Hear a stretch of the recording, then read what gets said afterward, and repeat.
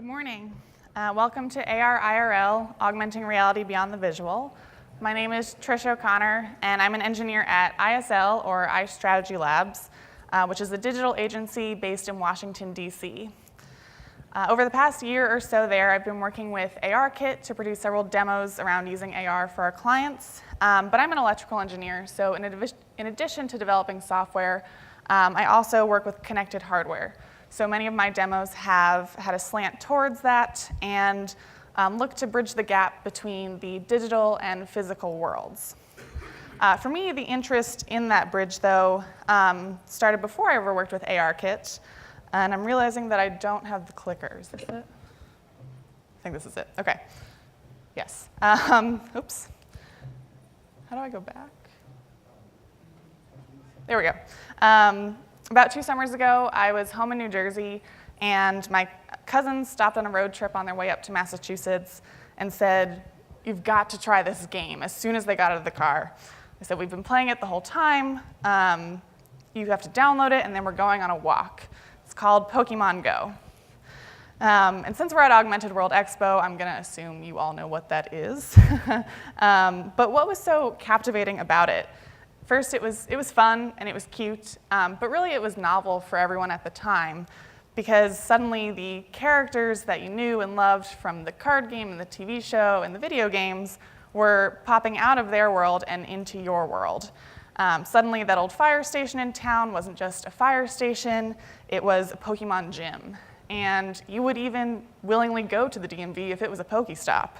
And some people even started walking more than normal. Which was a trend that didn't actually last that long, which I think disappointed some people who wanted it to become like a fitness revolution of sorts. But that didn't bother me. What bothered me was not that people stopped walking, but that when they were walking like this, with their faces stuck in a tiny little cell phone screen. Because even though Pokemon Go brought that virtual world into their world, they weren't actually interacting with their world, their surroundings, and the environment. So that led to the question, how do we get AR in real life? Or how do we get AR-IRL? That's a question that Dr. Helen Papagiannis deals with in her book, Augmented Human, which, if you haven't read it, I highly recommend. It's a great look at where AR has been, where it's going, and how that will affect the human experience. And her take is that there's been a first wave of AR, the visual overlay, where, like Pokemon Go, it was kind of like filters over a camera view of your world. But what we're entering now is the second wave, which she calls the entryway, where AR is more context-aware, becomes a more personalized experience, and the technology blends seamlessly into the background. She cites a lot of interesting new technology that is either still in research labs or they are cutting-edge products like some of the ones we're seeing in the Expo and the playground here at AWE. But the widespread adoption of those products really isn't there yet. So I'd like to add that as developers, we can start making these entryway-type experiences in AR right now that can reach many more people with using tools that we already have. Today, I'd like to show you a video demonstration of one such entryway experience that I worked on with a team at ISL. It moves away from the visual overlay type apps like Pokemon Go and involves more real-world interaction. After that, I'll walk through how we made it and talk about why developers in the room here can and should be making experiences like this. To start, here's the video.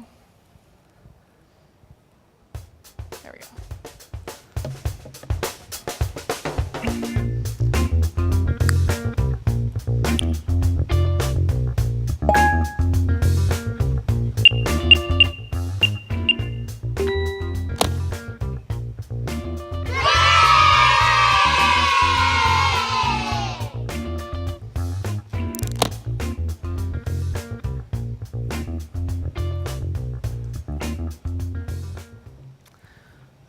Let's walk through what you just saw. There was a locked box on the table.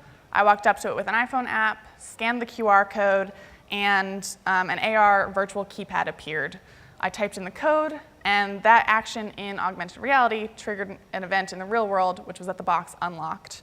Then I was able to take a peek inside, close the box, and that action in the real world triggered the virtual keypad to come back in the AR app. Now let's go under the hood and we'll take a look at how it works in 3 parts, starting with the box itself, then looking at the firmware, and then the iOS app. First up is the box. Here on the outside, we just have an etched QR code, and if you're wondering what that encodes, it's just the text for AR-IRL. Inside, we have the circuit powering this box. First part is the photon, which is highlighted in green there. It's a particle product, which is just a Wi-Fi-enabled microcontroller that connects to Particle's cloud. I chose this one because it's small, it's easy to use and prototype with, but really anything that can connect to the internet or Bluetooth would be very easily used in this case. That microcontroller is operating the relay switch, which is in green here. That's just a switch that opens or closes in the circuit, but it's controlled by an electronic signal. So you force that electronic signal high, the switch opens, force it low, the switch closes, or vice versa. And that switch is controlling external power, which isn't pictured here, to the electromagnet, which is highlighted in red or magenta down at the bottom there. And that acts basically as a solenoid, so you give it power, the current induces a magnetic field, and the box locks. When you take that power away, there's no more current, no more magnetic field, and the box is easily opened. Finally, we have here a switch in the upper left there, or a button, and that's just positioned so that when the box is closed, the button is pressed. When the box is opened, the button is depressed. So that way we can track the state of the lid and use that for the logic of when to relock the box at the end of the experience. But these electronics would be completely useless without the software running them. So that brings us to the firmware, which is the software running on the particle. And I will walk through this code, but if you're interested in taking a closer look later, it's on our GitHub at ISL, so it's just iStrategyLabs/AR-IRL. And the circuit that I just described is also detailed there, along with links to all of the parts we used. So you can recreate this if you'd like. Now, the thing to know about microcontroller software for anyone who might be unfamiliar with it is that there's a setup function that runs once when the device boots, and a loop function that runs repeatedly after that. Here we have our setup function, which does some setup for the components, but what I want to highlight are the 3 lines in the middle there, particle.function and particle.variable. This is where we're exposing the functions and variables in this firmware to the particle cloud. So we will be able to access them later, and we're giving them just a name, linking them to the names of the functions and variables in this code. The rest of the code, we have our loop function up at the top here, which again is just repeating, and we're repeatedly checking the status of that button, which was that upper left in the circuit, where it's monitoring the state of the lid. And that's just reading in, again, that state and updating the variable. So essentially, in about real time, we're updating that value on the particle cloud as well. And then finally, we have the 2 functions, lock and unlock box. And these are just controlling the electronic signal to that relay switch, which again is controlling the external power to the electromagnet, locking or unlocking the box. And there's 2 things to notice about this. One is that I never actually call these here ever, but that makes sense because the box isn't deciding when to unlock itself or lock itself. We're going to be doing that through the app later. And if you have a sharp eye, you might see that I have a parameter string that I've named extra, and I return an int value, which might seem, if you notice my naming convention, they're extra. I don't use them anywhere, but they're required. Particle requires a parameter string and a returned int to expose any functions to the cloud. So even though I don't use them in this case, they are required to be there. But that's it. There's just, we have to connect to the cloud, keep track of a variable, and write our function. So even if you're not that familiar with hardware or firmware, you can definitely do this. But now we'll put it all together in the app. And again, all of this code is available on ISL's GitHub. That's the link again. And And in the interest of time today, I'm actually going to skip over some of the mechanics of setting up ARKit in Xcode. I'm going to assume some knowledge there because I'd like to focus on the components of the code that are enabling the interactions with the physical device. So first part we have doing that is VisionKit, which is a kit provided by Apple for image detection and recognition, and it has a specific area for detecting barcodes, and that narrows further to detecting QR codes. And I realize this is very small, so again, please check it out on our GitHub if you're curious what's happening here. But basically what I'm doing is making a barcode detection request, which is part of VisionKit. And then once that runs in the background, and once it comes back with a potential match, I do two things. One is make sure that it's the correct QR code, the one that we're looking for. And second, I check to make sure that it's on an AR plane, because at this point, the AR world configuration has already been set up, and it's been checking this whole time and scanning for planes and feature points. So once the QR code comes back, I just take the center of the bounding box and run a hit test on it, see if it intersects with one of those planes. If so, we place the virtual keypad. The rest of the real-world interaction is powered by the Particle SDK for iOS. Oh, there's a video of it first. Again, that was from the video earlier. But the rest is powered by the Particle SDK, which is a CocoaPod install. It's very easy to use, but it is a little bit tedious after you do that install. You have to set certain parameters manually, like an Objective-C bridging header, which is provided, the file for that is provided by Particle. So the best thing I can do right now, in the interest of time, is point you to their documentation. But like I said, it's a little bit tedious. If you're trying to set this up, feel free to tweet at me or get in touch, and I'd be happy to help troubleshoot. But once you do have it set up, it's fairly simple. There's 3 steps which are going to start to sound a little familiar. First is we have to connect to the Particle Cloud on the iOS end. So this has 2 parts to it. The first I didn't show in the video, but Particle provides a view controller that walks you through logging into your Particle account and then connecting your device to the Wi-Fi. And the second is one that I did show in the video. You might have caught it. I pressed a button called Find Device. And this is just because you might have multiple devices on your Particle account, so you can scan them and search for the one you're using by name. Next, we look for the Particle functions. So these are just wrapper functions that I wrote to use the Particle provided functions. So this one is fairly straightforward. It's just photon.call function, and then I give the name that I set back in the setup function of the Particle firmware. And then there's just a callback to log an error or log that it's successfully been called on the microcontroller. And now whenever we want to actually lock or unlock the boxes in the app, I just call these wrapper functions. And the last part is accessing the variable. So again, this should look pretty similar to the last slide, where instead of call function, I just call get variable and give the name of the variable that I'm looking for. And again, there's a callback to either log an error or react to the value of that variable, in this case, whether the lid was open or closed. So these tools exist. Even if you're not using Particle that I used, there are libraries like VisionKit or anything else that you just have to put together, and you too can build a demo just like this. So hopefully at this point I've convinced you that you can also do it. But now let's move on to why you should. Starting with, does this demo accomplish the mission we set out to accomplish, which was to build an immersive entryway AR experience that can reach many people using tools we already have access to? And like any iterative engineering project, there's 2 parts to that answer. The first is yes. This was an experience where the phone unlocked an engagement with a physical device, in this case, quite literally unlocking the box.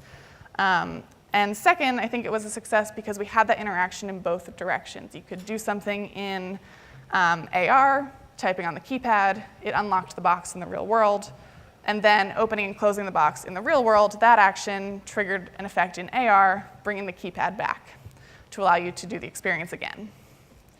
And lastly, these tools are readily available. I used Xcode and Particle, and even all the components of the electronics circuit are very common and easy to find. But in the spirit of innovation, yes, and it could be extended. This was a proof of concept for many different interactions. Here's another iteration we did where you press a virtual button and a light turns on or off. But that output could be anything. It could be lights, motors, projections, haptics, you name it. This is really just has a lot of potential for other outputs as well. Second, the entryway into the experience I think could be more natural. I can't speak for all of you, but there aren't a lot of QR codes in my everyday life. So I'd like to use machine learning and advanced object detection and image recognition to add to the immersive quality of this app in the entry to it in particular.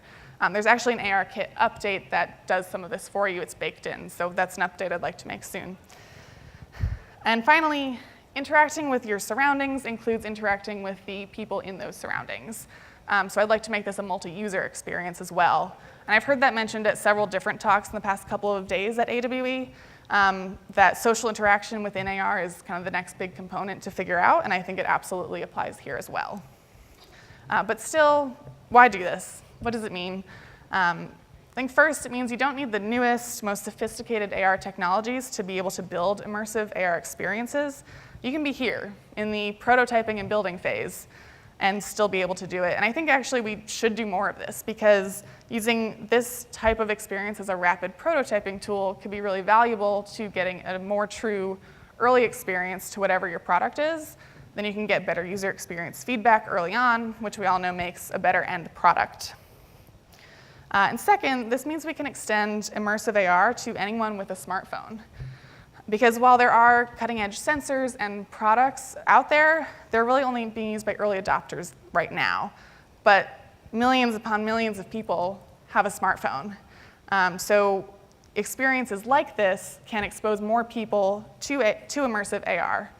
For example, at my company, ISL, we're constantly looking for new and exciting ways to get our consumers to engage with our client brands. So a client of ours could have a product activation at a demo or at a conference like this one, where perhaps they have a booth in the Expo hall where they have a Wi-Fi enabled device. And attendees can just walk up with their smartphone, have this cool immersive AR experience that they won't forget. And that's what we're really going for here, making an experience the user will always remember with technology they'll forget was even there. And once we've achieved that, we'll have AR-IRL. In closing, I want to thank a few people, the ISL team who helped me put this together, including Zach Solly, Adam Hughes, and Vin Lee. AWE, thanks for having me. And thanks to all of you for coming to listen. If you have any feedback or questions, I'd love to hear it. I'll be around. I think we have a couple of minutes. But you can also get in touch with me on the internet. Thank you.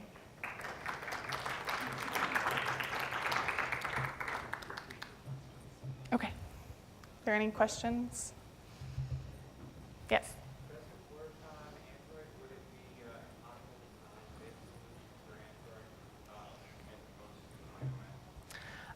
This particular demo that we built is only in iOS, but it should also work in Android. I can see definitely the parallels there because it's really just getting that Wi-Fi connection and then having something pop up in AR. So I think it also would work in Android, yes.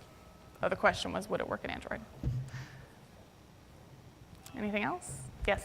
I'm not familiar with Photon. How is it different from other like ESP266s and what does the cloud part do? The question was not familiar with Particle and the Photon. I'm not sure what the microcontrollers you referenced were, but it's basically just a microcontroller with Wi-Fi connection. So it's already baked in. You don't have to have a shield like on an Arduino that you have to add additionally. And the cloud is just Particle's way of giving you a console on the internet that you can easily access the variables. They have a lot of SDKs, not just for iOS. I'm not sure if they have an Android one, but they have other SDKs as well, so it's just kind of already there for you, I'd say. And they do have an Android. They do have an Android. There we go. OK, I think that's all we have time for. Thank you.